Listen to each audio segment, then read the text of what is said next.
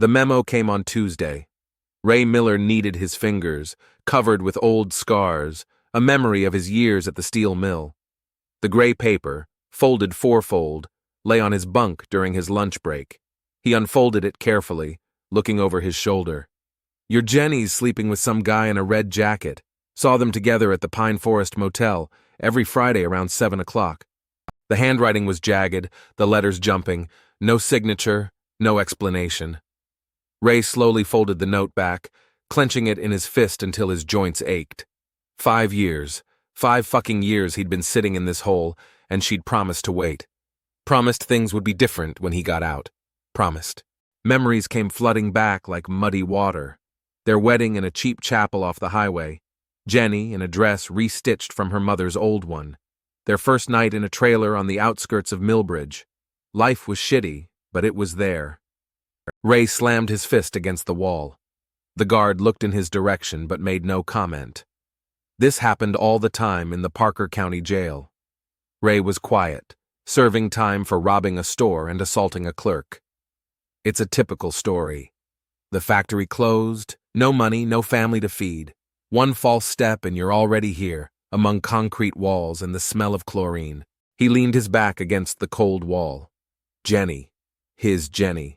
The same girl with freckles on her nose that he'd defended from school bullies. They'd grown up on neighboring streets, in identical houses with peeling paint. Ray always knew she'd be his wife. Even when he came home drunk and angry, even when he snapped and yelled, she was his and he was hers, and now some schmuck in a red jacket. Ray ran his finger along the edge of the note. He was supposed to be taken to the county hospital tomorrow for a checkup. Kidney problems. Nothing serious, but enough to get him out of jail. It would take about 40 minutes to get there. 40 minutes to make up your mind. 40 minutes to change everything. Frank Morgan reached for a bottle of water, but found only emptiness. His head was buzzing after last night. He wasn't a binge drinker. He just sometimes needed something to fill the emptiness of evenings in the trailer. Ever since Carol left with her daughter, the silence had become unbearable. "Detective, did you hear that?" Sergeant Petrowski's voice snapped him out of his reverie. Morgan rubbed his temples. The prisoner escaped during transport. Raymond Miller, serving 5 years for armed robbery and assault, was supposed to be evaluated at a hospital but escaped during a gas station stop, hit a security guard and fled into a wooded area. Morgan took the folder the sergeant held out. The photograph showed a man in his mid-30s with a hard stare and a scar across his left eyebrow. A typical face for Millbridge.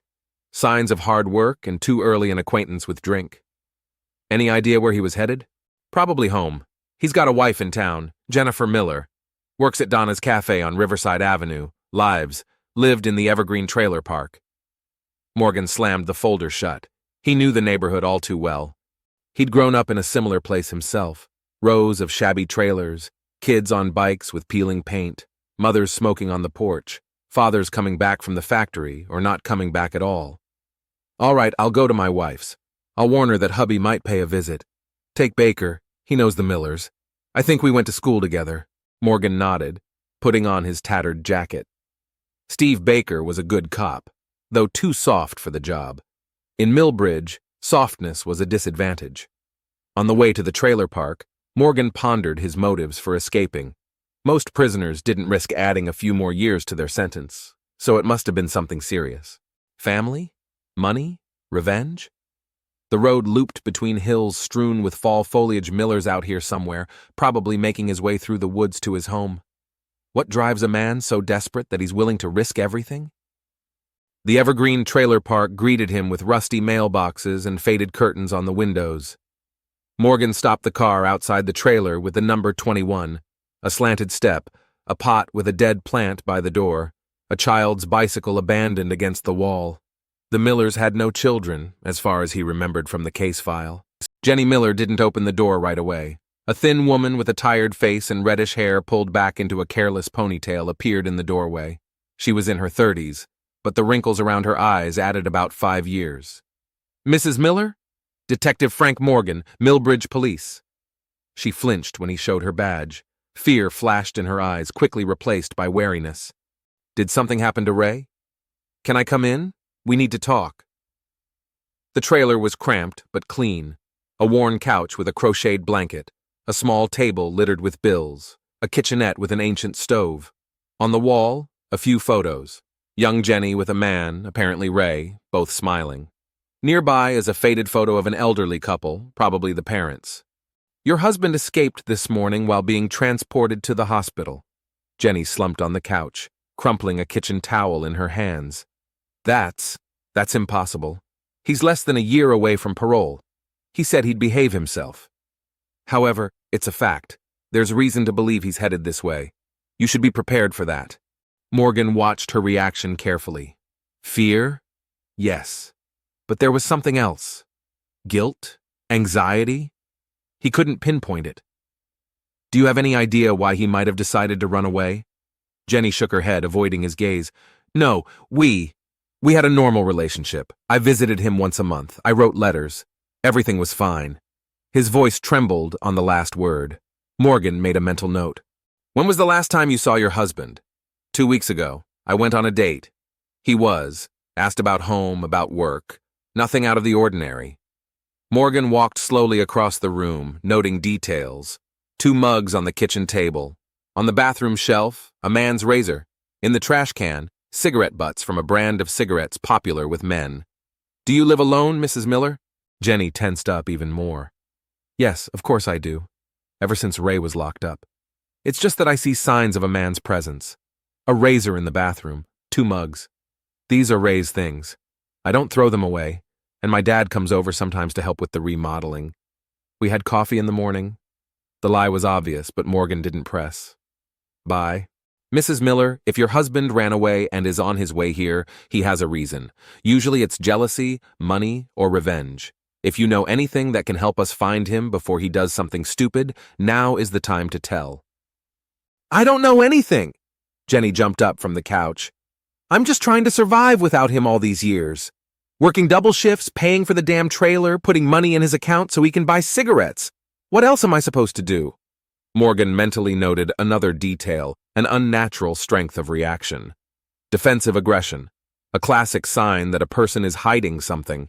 I'll leave a patrol car outside your house. If Miller shows up or contacts you, call me immediately. Here's my card. Jenny took the card with trembling fingers. Do you think he could hurt me?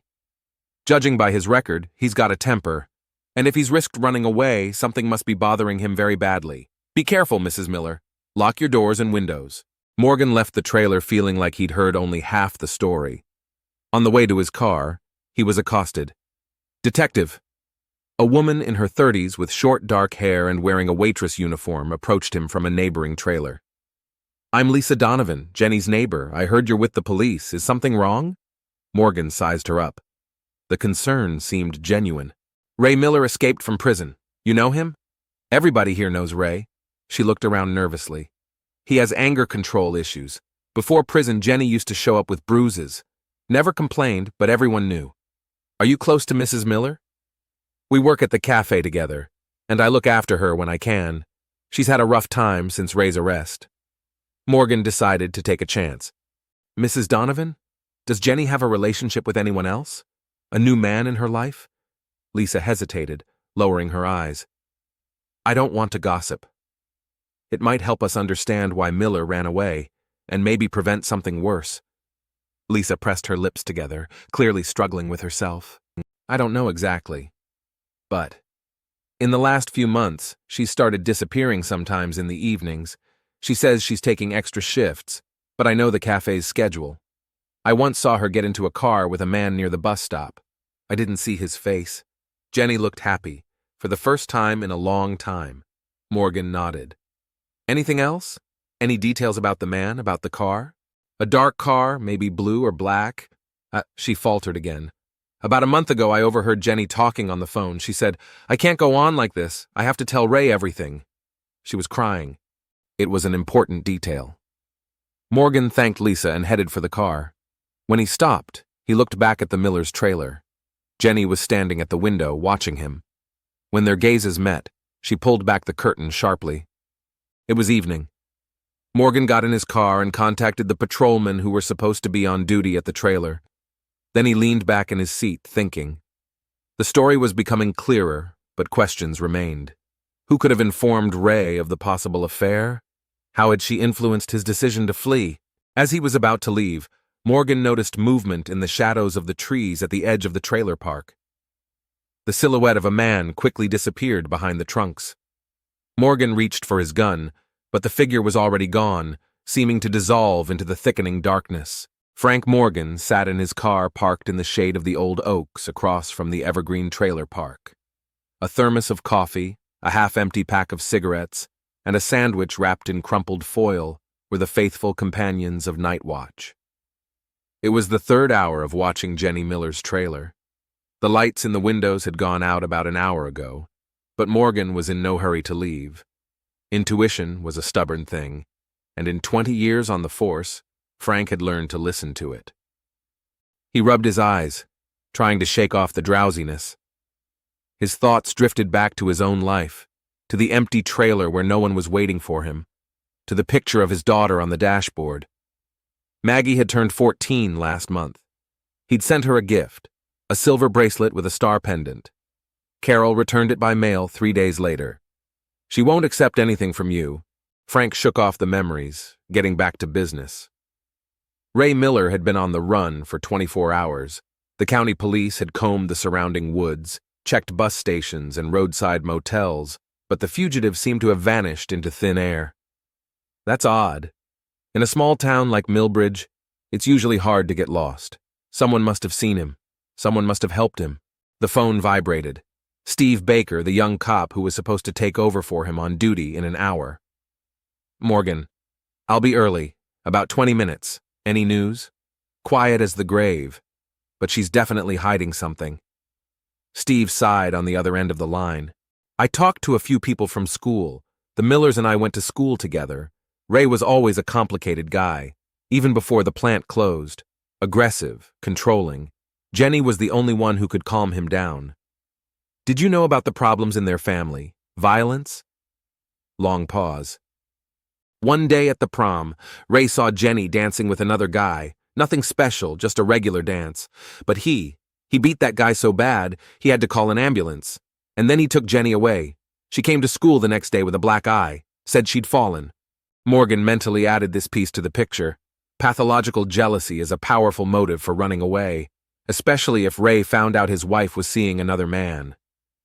Baker, did you talk to her today? Officially? No, not yet, Aya. Steve hesitated. I wasn't sure I could be objective. We've known each other too long. I understand. I'll see you in 20 minutes. Morgan disconnected, continuing to watch the dark trailer. Something in Baker's voice struck him as odd. Awkwardness? Anxiety? Perhaps the history between Steve and the Miller family was more complicated than just an old high school acquaintance. Suddenly, the lights in Jenny's trailer came on. Through the thin curtains, Morgan could see her silhouette. She paced the room, then stopped, holding something to her ear. A phone conversation, apparently. Her movements became abrupt, frightened. She turned around several times as if checking windows and doors. Frank tensed. His intuition was silent as a warning bell. He got out of the car and walked briskly toward the trailer. He knocked on the door. Mrs. Miller? It's Detective Morgan. The door opened with a jerk. Jenny looked frightened, her hands shaking. He called, she breathed out. Ray, just now. What did he say? That he knows everything. That I would pay for it. God, he's never sounded like that before. It was like it wasn't him. Morgan stepped inside, looking around. The trailer looked the same as it had the day before. Sparse furniture, worn carpet, pictures on the walls. You didn't record the conversation? No, I didn't. I just hung up. I got scared. Frank noticed that one of the pictures on the wall, the one of Jenny and Ray together, was now shattered. Shards of glass glittered on the floor. What happened to the picture? I broke it myself. After the phone call. I can't see his face anymore. Lies. Too quick an answer. Eyes avoiding contact. Morgan decided not to press. Mrs. Miller, I need you to be honest with me. If your husband made threatening phone calls, this is a serious matter. I need to know everything to protect you. Jenny sank down on the couch, wrapping her arms around herself. I've already told you everything. No, you haven't. I know you're in a relationship with another man.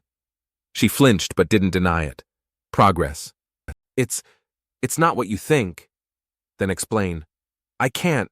Please, just find Ray. He's in a dangerous condition. The next morning, Morgan was checking information on the Pine Forest Motel, 15 miles outside of Millbridge. Lisa Donovan mentioned that Jenny had gotten into a car with some man. In addition, an anonymous note reported from the jail pointed to this particular motel as the meeting place for Jenny and her lover. The motel was a typical roadside establishment, a one-story building with a dozen rooms, a neon sign that flashed even during the day, and a cafe with plastic chairs. Morgan showed his badge to the receptionist, a full, middle-aged woman with bright pink lips.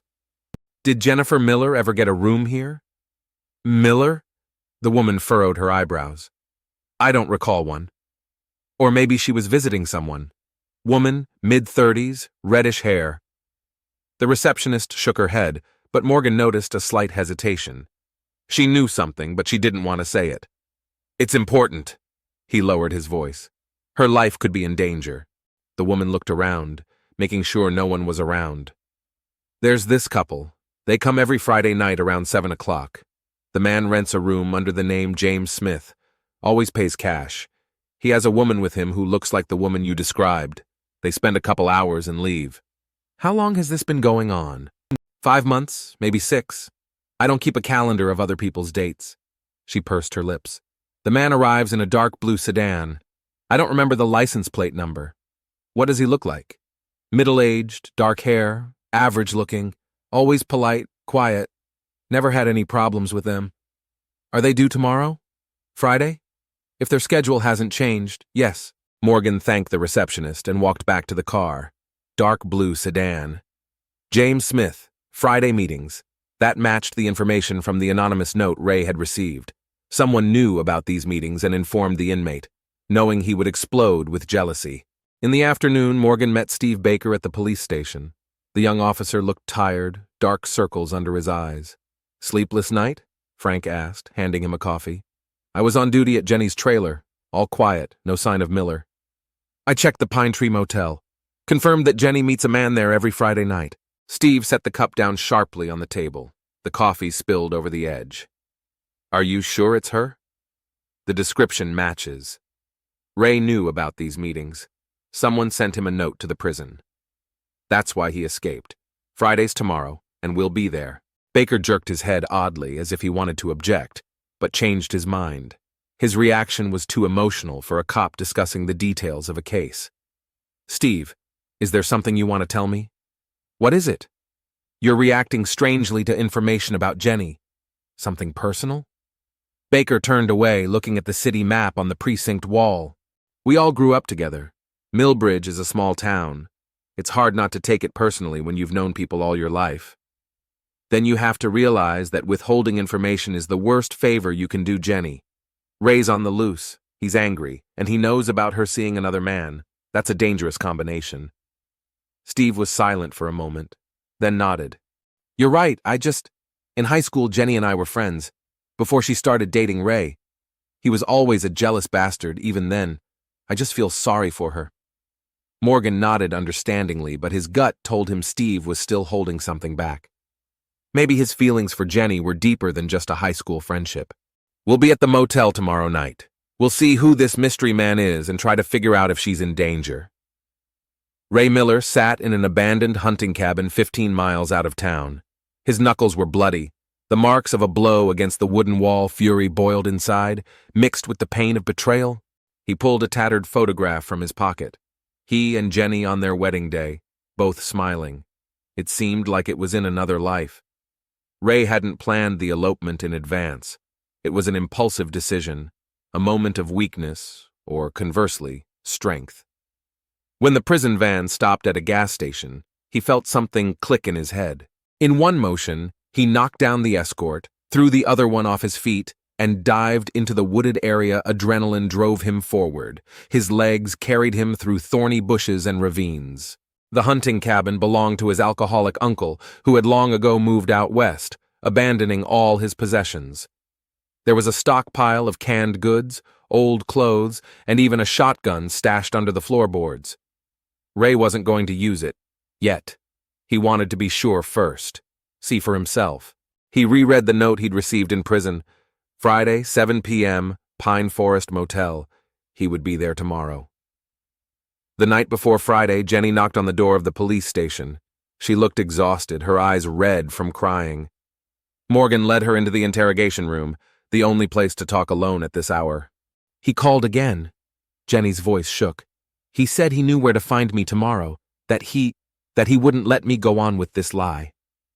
Mrs. Miller, I know about the Pine Tree Motel. I know about your Friday night meetings with some man. Jenny covered her face with her hands. You don't understand. It's not what it looks like. Then explain it. I can't. But please, she grabbed his arm. You have to protect me. Ray, he's not himself. When he's like this, he's capable of anything. We'll be at the motel tomorrow, but I need to know who you're seeing. No, she shook her head. I can't tell you that, but please believe me. I didn't mean to hurt anyone. Things just... Morgan stared at her for a long moment, a frightened woman with a secret that could cost her her life. Okay, the patrol car will be at your trailer all night. Tomorrow, Officer Baker will take you to work and bring you back. We'll be at the motel at 7 o'clock.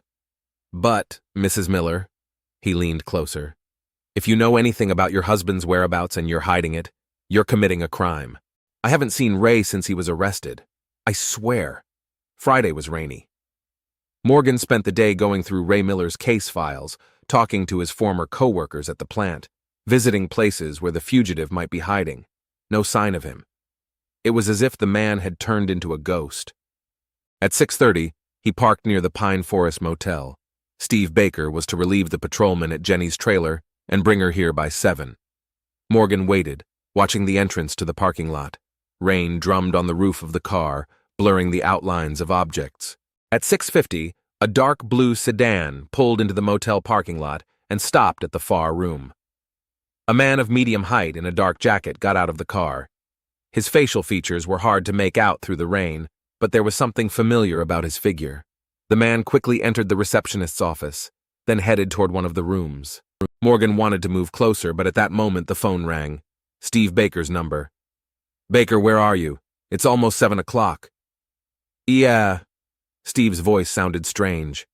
Morgan, I can't find Jenny. She's not in the trailer. The door's open, and it's a mess inside. Frank straightened, feeling a chill run down his spine. Signs of a struggle? Yeah. Broken dishes, overturned furniture, and blood on the floor. Not much, but it's there. Morgan glanced back at the motel. The man in the dark jacket had gone into the room. Stay there. Call for backup. I'll be right there. He started the engine and turned around, pulling out of the parking lot. In the rain and the rush, Morgan didn't see the second figure, a man creeping between the trees toward the motel from the woods. Jenny's trailer looked like the aftermath of a hurricane, scattered belongings, broken dishes, bloodstains on the carpet. Steve Baker stood in the middle of the chaos, pale and confused. I arrived to replace the patrolman, but his car was gone. When I went into the trailer, there was no one there. The door was ajar. Where's the patrolman? Dispatch said he was called to another accident. Somebody made a call on behalf of his superiors. Morgan cursed. Someone deliberately took out the guards to get to Jenny. But who? Ray? Or thoughts swirled in his head. The man at the motel. Jenny, missing before they met. A mysterious lover no one knew anything about. The pieces of the puzzle wouldn't fit together. Frank knelt down, looking at the bloodstains. They led to the door, as if someone had been dragged. Stepping outside, he surveyed the rain-swept ground. A few feet away from the trailer, there was an indentation in the damp soil. Tire tracks, as if the car had been sharply accelerated. Baker, did you see what cars were parked here before you got here? No, I just noticed the patrol car was gone. Morgan dialed the motel receptionist's number. A man in a dark jacket who arrived about 20 minutes ago. Is he still there? Yeah, number 12. His car is in the parking lot. Frank gave the order to cordon off the trailer park and start looking for Jenny, then got in his car and drove back to the motel. Something told him the solution to the mystery was there. When Morgan returned to the motel, the parking lot was empty. No dark blue sedan, no other cars. He burst into the receptionist's office. Where's the man in room 12? He left about 10 minutes ago. He seemed very agitated. Was he alone? Yeah, no one came to see him. It's weird. It's usually just the two of them and that redhead. Morgan rushed to room 12. The door was locked, but a tap on the shoulder solved the problem. It was empty inside. Neatly made bed, empty bathroom. On the bedside table was a forgotten pack of cigarettes and a lighter. Morgan examined them. Ordinary cigarettes, no prints or inscriptions. Dead end. The phone rang again. Steve Baker. Morgan, you better get back. We found Jenny. There was something in Steve's voice that made Frank tense. Is she alive? No. Sighs. She's back in her trailer, in the bedroom, dead. What do you mean, back in the trailer? Morgan squeezed the phone hard. Someone brought her back. You know what I mean? We found blood, signs of a struggle, but no body. And now someone brought her back dead. When Morgan returned to the Evergreen trailer park, a crowd had already gathered. Police officers, medics, gawkers from neighboring trailers. People were whispering, pointing to the door of Jenny's trailer, covered in yellow tape. What happened? Morgan asked the officer guarding the entrance. Anonymous call. A male voice reported that there was now a body in trailer number 21. He used that word, now. Frank made his way inside. In a small bedroom in the back of the trailer, the body of Jenny Miller lay on a bed. She was dressed in the same clothes she had worn yesterday when she came to the station. Her face and body were covered with bruises and abrasions, obvious signs of a brutal beating. But most importantly, a small entry wound just above the heart. She'd been shot. Her face was frozen in a grimace of horror, her eyes wide open, as if she had seen something incredible in her last seconds. On the wall above the bed in her own blood was written one word, lying. It's a continuation of what we've seen before, Steve said. When I first came here, there was blood on the floor, signs of a struggle, but no body. Apparently she was beaten here first, then taken away, shot, and brought back. Why would someone do that? Time of death? Morgan asked the medical examiner, bending over the body. Preliminarily, between 6 o'clock and 7 p.m., we'll know more after the autopsy. The bruises were inflicted hours before the fatal shooting. Someone tortured her for a long time before killing her, and then brought the body back for us to find. Morgan stepped out onto the porch of the trailer, breathing in the damp air after the rain. There were too many questions running through his mind. Who killed Jenny? Ray, who found out about the affair? The mysterious lover from the motel? Or someone else they didn't know about? Steve Baker stood outside the police car, his face white as chalk. Are you all right? Morgan asked. No, Steve answered honestly. I've known her all my life, Frank. And now this. We're gonna find whoever did this. Do you think it's Ray? I don't know. I don't know yet. Morgan looked up at the darkening sky. Somewhere out there in the thickening darkness lurked a killer. The man who had cut the last thread of Jenny Miller's life. And Frank swore to himself that he would find him, no matter how terrible the truth. It had been raining for 3 days. The gray sky over Millbridge hung so low that it seemed to cling to the tops of the rusty water towers of the abandoned factory. Frank Morgan sat at his desk in the police station, looking at a map of the town, marked with red X's, places where Ray Miller might have been seen. There weren't many, and they all led nowhere. We've combed the entire north side and the area around the sawmill. Sergeant Petrowski tossed a tattered notebook on the table. No sign of him. This guy's gone to ground. Morgan rubbed his sleep-deprived eyes. 3rd day of searching, and nothing. Just vague reports from frightened residents who thought they saw a similar man at the gas station, someone who saw a suspicious shadow behind the supermarket. Nothing concrete. We're expanding the search area. Morgan circled a new sector on the map with a red marker. Check the old hunting cabin of Tom Miller, Ray's uncle, about 5 miles east of town. Police Chief Gardner, a heavyset man with a perpetually red face, loomed over the map like a storm cloud. Morgan, don't spread yourself thin. Miller's been out of the state a long time. Men like him run farther and faster. I'm not sure. Frank shook his head. Something doesn't add up. Gardner snorted. It's pretty clear. He found out his wife was having an affair, ran away, tracked her down, killed her. It's classic. But for Morgan, the case looked different. He replayed the details of the murder over and over in his head. Jenny had been beaten first in the trailer, hence the blood and signs of a struggle he and Baker had found. Then taken somewhere, later shot and brought the body back to be found. It's too elaborate and theatrical for a simple crime of jealousy. Ray had violent outbursts, as confirmed by everyone who knew him. If he wanted to kill his wife, he would have done it immediately, in a fit of rage. Why take her away and then return her body? And then there's the gun. Where would an escaped convict get a gun? It could have been stolen or bought illegally, but that takes time and money. And Ray, by all accounts, ran on impulse, unprepared. Morgan picked up the case file and walked out of the station. He needed to talk to the person who knew Jenny best. Lisa Donovan, her neighbor, and only close friend.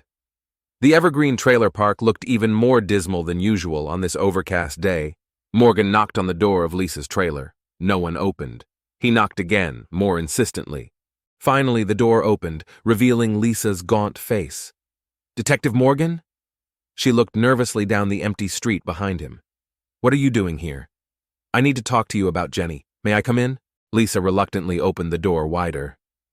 The inside of the trailer was clean, but it felt tense.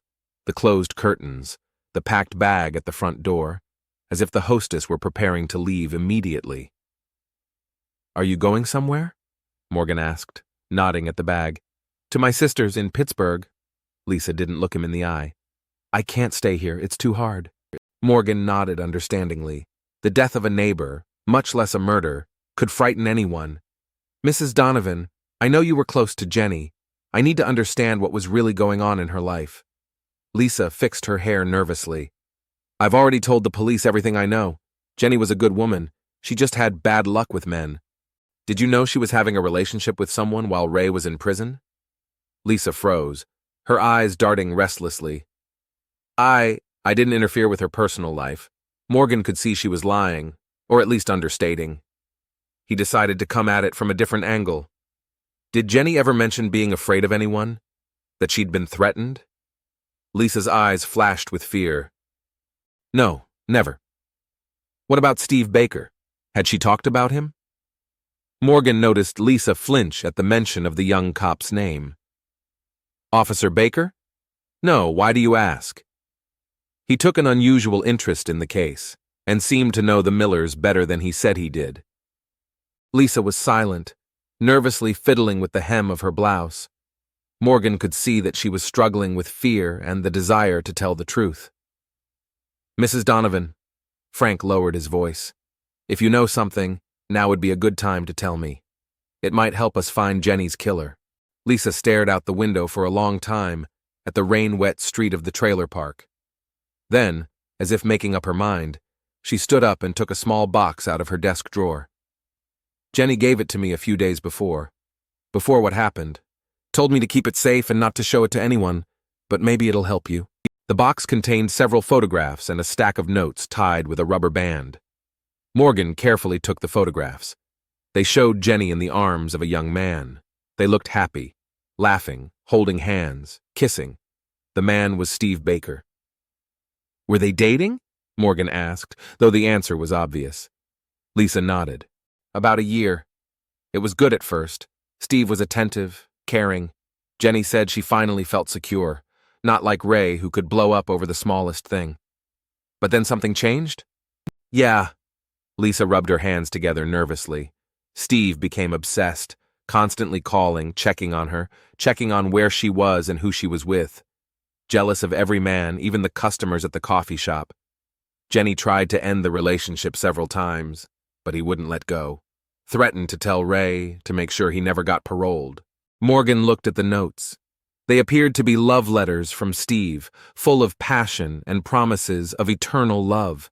But the last few were slightly different in tone. Jealousy, suspicion, even threats. "I know you're lying to me. I saw you with him. No one's going to take you away from me, no one." "Was Jenny seeing someone else?" Morgan asked, looking at the notes. "Yes," Lisa swallowed. "In the last few months. She met someone new. Didn't say who, but I could see she was happy again. Real happy, you know. And then Steve started following her. Saw her with this new guy. And he changed. He got scary." "Did she say she was afraid of him?" "Not directly, but the last time we talked, she said, If anything happens to me, you know who's to blame. Morgan felt the pieces of the puzzle begin to fit together. Steve Baker is a young cop in love with the wife of an inmate. The affair lasts a year, but then Jenny meets someone new. Steve follows her, discovers the affair, and goes crazy with jealousy. He knows that Ray may soon be released early, and that will be a problem. He sends him an anonymous note to the prison, knowing his explosive temper, hoping he'll snap, break the regime, and stay behind bars.